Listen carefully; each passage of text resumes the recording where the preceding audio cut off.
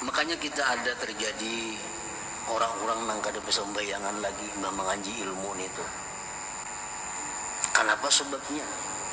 Ilmu itu bagus sebenarnya, cuma yang mengajar ini kada mengerti, nang dilajari kada paham. Ilmu yang begitu tinggi, ilmu yang begitu mulia, yang mestinya menambah semangat ibadah kepada Allah, sebaliknya kada sembahyang lagi. Orang yang sembahyang bahkan ibadah akalnya kada sampai. Kan sudah terbalik tuh. Orang yang sembahyang macam Nabi sembahyang, sahabat sembahyang, itu pada akalnya kada sampai ajarnya. Inya lawan gurunya itu nang sampai, nang kada bisa sembayangan lagi.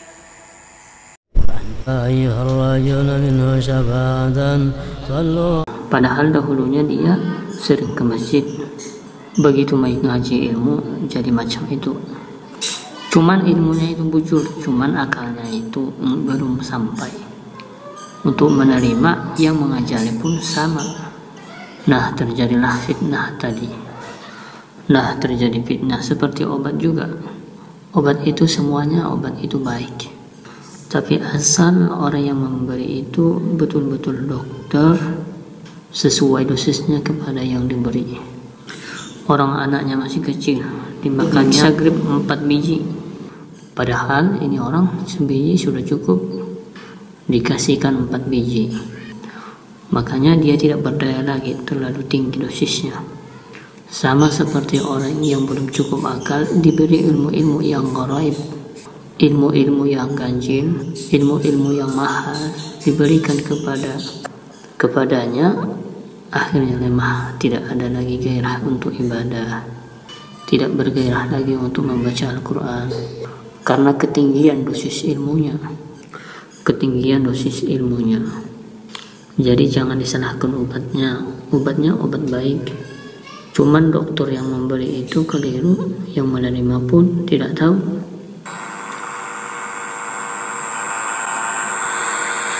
Waqala Sya'bi radhiyallahu anhu la tamna'ul ilma ahlah fata'thamu wa la tuhadditsu ghaira ahlik fata'thamu. Jangan kamu cegah ilmu itu kepada orang yang berhak, maka engkau berdosa. Nah, orang ini memang berhak, akalnya sudah cukup.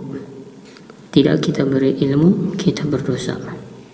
Dan jangan kamu berikan ilmu kepada orang yang bukan ahlinya, kamu pun berdosa juga. Jadi tidak bisa setiap pertanyaan itu untuk dijawab. Ada di dalam Al-Quran, baik di dalam hadis Rasulullah SAW. Ada hal-hal yang baik tidak tahu, pada tahu bagi sebagian golongan manusia. Baik tidak tahu menjadi tahu, karena kalau dia tahu akalnya tidak cukup, ilmunya, bahan-bahannya tidak cukup, lalu jadi fitnah kepada dirinya. Padahal semua ilmu-ilmu agama itu, baik ilmu rendah, ilmu sedang, ilmu tinggi, semuanya ilmu itu intinya adalah menggerakkan seseorang dengan Allah melalui ibadah-ibadah jasmani maupun ibadah-ibadah rohani. Kalau ada ilmu yang membuat kita lemah semangat beribadah, itu ilmu yang salah pemahamannya. Ini ilmu bukan ilmu kita. Kita misalnya baca buku, selepas daripada baca buku jadi tidak mau sembahyang, jadi lemah untuk menuntut ilmu. Berarti kita ini belum cukup akal untuk memahami ilmu itu. Karena setiap ilmu itu intinya adalah mendorong semangat, menambahkan gairah kepada Allah, baik jasmani atau rohani kita. Rohani dan jasmani itu harus sama, tidak mau berpisah mati. Sama aja ilmu syariat, ilmu hakikat itu tidak mau terpisah. Kalau mau baik, syariat hakikat itu mesti digabung dua-dua. Syariat dilakukan oleh Nabi, hakikat pun dilakukan oleh Nabi. Nah, kedua-duanya mesti seimbang di dalam diri kita. Nah, para muhibbin rahimakumullah, وأما وجه جهله في كونه معبرا عن كل ما شهد من الكرامات وما وصل إليه من المقامات لأن هذه الأمور أذواق باطنية وأسرار ربانية لا يفهمها إلا أربابها وأهلها فتعبيرها للعموم تخفيف بقدرها ونقص بالإخلاص وتمكين لدخول الرياء فهلك مع الهالكين. Kenapa selalu orang mengutarakan apa yang dia saksikan? Orang yang mengutarakan apa yang dia saksikan itu dikatakan jahil, karena apa yang dia saksikan daripada keramat-keramat itu adalah merupakan rasa-rasa batiniah, rahasia-rahasia ketuhanan yang tidak akan dimengerti orang yang belum sampai ke sana. Menakdirkan mengutarakan itu bagi orang umum itu merendahkan nilainya, mengurangi pada ikhlas dan memungkinkan masuknya riya, maka dia akan binasa beserta orang binasa. Umpamanya kita beribadah, sholat misalnya, sewaktu sembahyang itu kita diberi Allah kemanisan, kelezatan. Nah, ini azwaq batiniyah, rasa batin, dan ini rahasia Tuhan. Kita beribadah ada lezat, ada nikmat. Nah, ini jangan dikisahkan kepada orang umum. Jangan dikisahkan kepada orang umum. Orang umum itu tidak mengerti itunya. Orang umum itu kelezatan beribadah itu dia tidak mengerti, dan dia tidak paham seperti apa ibadah itu nyaman. Tidak perlu diceritakan kepada orang umum. Menceritakan orang itu kepada orang umum, satu, merendahkan nilainya. Yang kedua, mengurangi keikhlasan. Yang ketiga, bisa jadi riya. Di waktu kita asik membaca sholawat, umpamanya membaca sholawat dengan khusyuk, dengan adab yang bagus, baca sholawat, lalu tidur bertemu Rasulullah SAW. Nah, ini aswaq batiniyah, ini rasa batiniyah, rahasia ketuhanan. Ini karamat. Tidak perlu diutarakan itu kepada orang-orang. Tidak perlu dapat Lailatul Qadar, tidak perlu dikisahkan. Ini karamat. Kita kisahkan kita bertemu Rasulullah, kita bertemu ini kepada orang-orang yang bukan berhak mengetahui itu. Nah, itu menurunkan nilainya. Lain kita bersama dengan guru kita. Nah, guru, kalau saya mengamalkan ini ada kelezatan. Jadi kalau kita menceritakannya kepada guru itu tidak ada masalah. Atau ada hal-hal apa yang kita temui dalam ibadah kita, ada keistimewaan yang kita temui dalam menjalankan perintah Allah, kita ceritakan kepada guru, tidak jadi masalah. Tapi kalau kita ceritakan kepada orang umum, nah inilah yang bahaya. Inilah yang menunjukkan kebodohannya.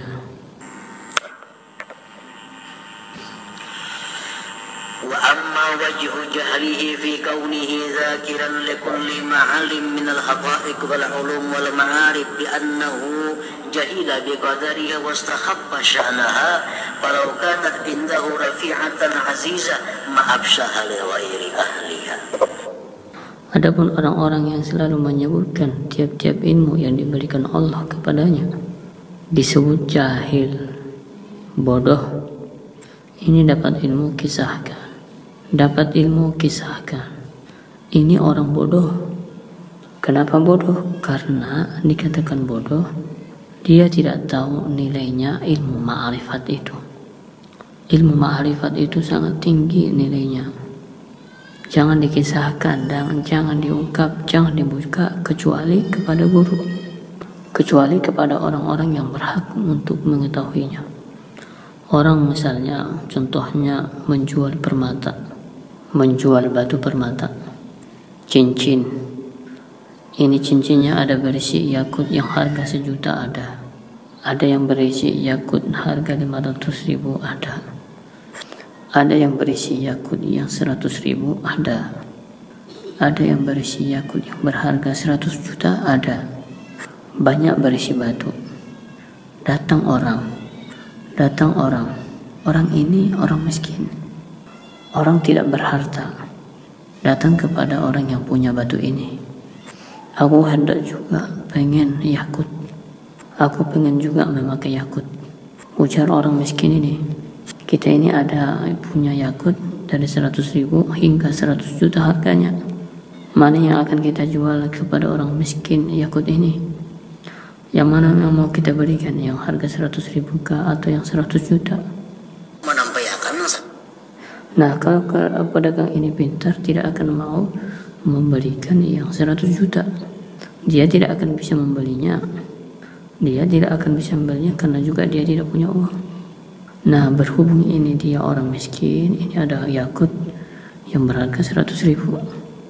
Nah, itu yang cocok untuk dia karena akalnya 100.000, uangnya 100.000. Nah, demikianlah ilmu artinya. Ilmu seperti itu. Ada ilmu yang kecil-kecil, ada ilmu yang sedang-sedang, ada ilmu-ilmu yang tinggi, ilmu-ilmu yang mahal. Nah, ilmu yang mahal ini hanya bisa dikisahkan, hanya bisa diajarkan kepada orang-orang yang punya harta. Artinya punya harta, punya akal.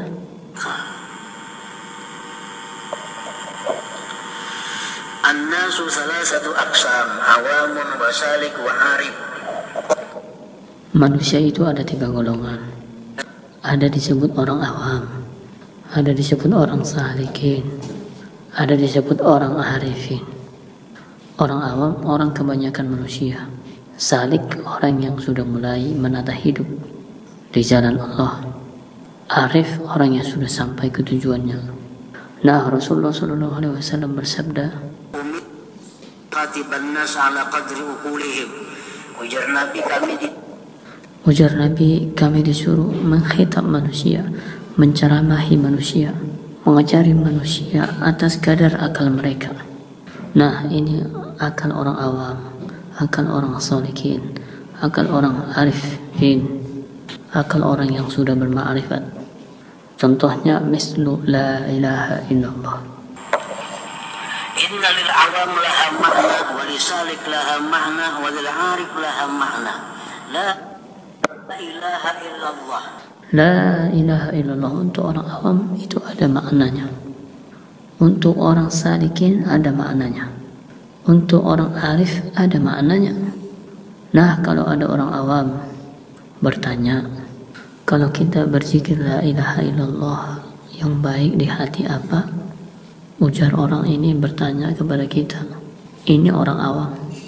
Orang tidak ada menuntut ilmu hidupnya. Hanya tahu garis besar hukum aja. Bertanya, kalau aku berzikir la ilaha illallah, apa yang baik untuk di hati? Nah, kalau orang ini orangnya orang awam, berikan kepada dia makna orang awam. La ilaha illallah menurut orang awam itu artinya la ma'budu bihaqqin illallah. Tidak ada yang disembah sebenarnya kecuali Allah. Nah, itu yang cocok maknanya. Jadi kalau kamu berzikir la ilaha illallah dalam hati, tidak ada Tuhan yang disembah selain Allah. Tidak ada Tuhan yang disembah selain Allah. La ilaha illallah dalam hati, tidak ada Tuhan yang disembah selain Allah. Karena orang itu ukurannya itu.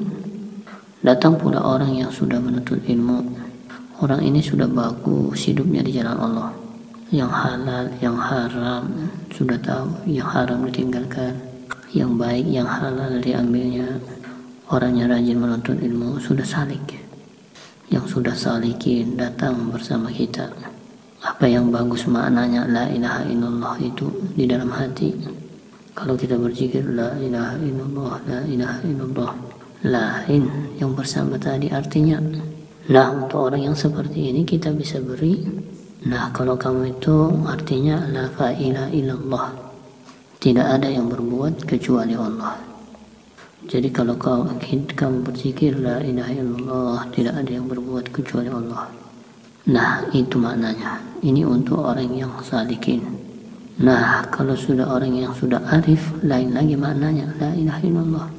Jadi arti la ilaha illallah orang arif jangan dikasihkan kepada orang yang orang awam. Pasti nanti didustakannya. Dia tidak akan percaya. Kenapa? Karena akalnya tidak akan sampai ke sana.